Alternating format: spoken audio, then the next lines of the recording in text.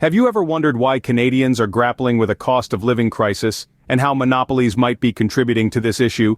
It's 2024, and the cost of living in Canada has skyrocketed. From coast to coast, families are feeling the pinch. The prices of everyday essentials, from groceries to gas, have been climbing steadily while wages have remained stagnant. Imagine working tirelessly and still struggling to make ends meet. That's the reality for many Canadians today. This economic climate isn't just about numbers on a spreadsheet.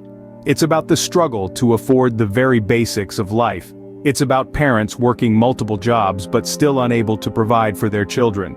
It's about young people, fresh out of university, unable to afford their first homes.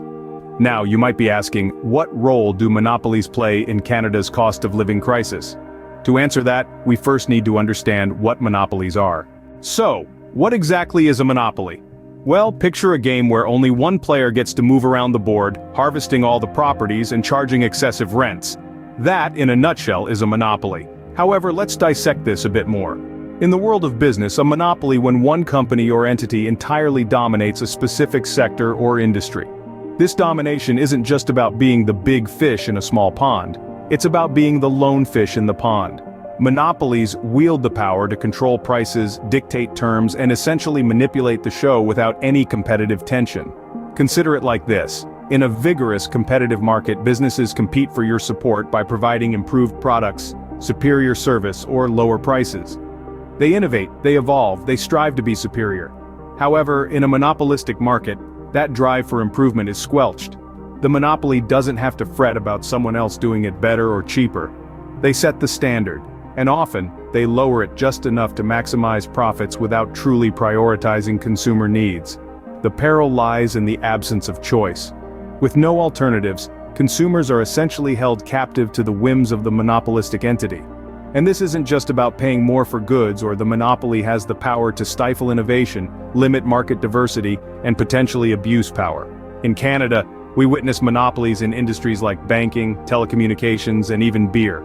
These monopolies can result in inflated prices, limited consumer choice, and widespread dissatisfaction. For instance, consider the airline industry. Lynx Air ceased to fly this week, the latest in a long line of discount carriers to bite the departure's dust, brought down in part by stiff competition, high fees, and Canada's vast geography. Air Canada and WestJet continue to dominate the marketplace with more than 3/4 of seat capacity among national airlines.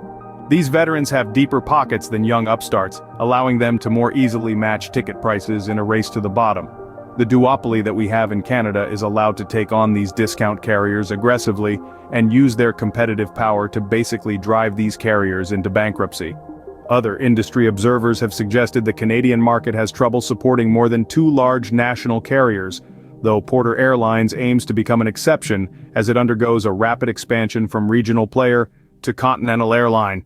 Reflecting upon this understanding of monopolies, we can now delve into how they are contributing to Canada's cost of living crisis. So how do monopolies contribute to the cost of living crisis in Canada? This is a question that many of us have pondered. To understand the connection, let's take a closer look at the nature of monopolies in Canada. In key industries like banking, telecommunications, airlines, beer, and groceries, a few major corporations hold significant power. These corporate giants don't just own the lion's share of the market, they essentially control it. This dominance has 2 significant effects on the economy: inflated prices and limited consumer choice. Firstly, inflated prices. When a single company, or a small group of companies, controls an industry, they can set prices to their advantage. Without competition to keep prices in check, these companies can and often do charge more. This leads to higher costs for basic goods and services, directly contributing to the cost of living crisis.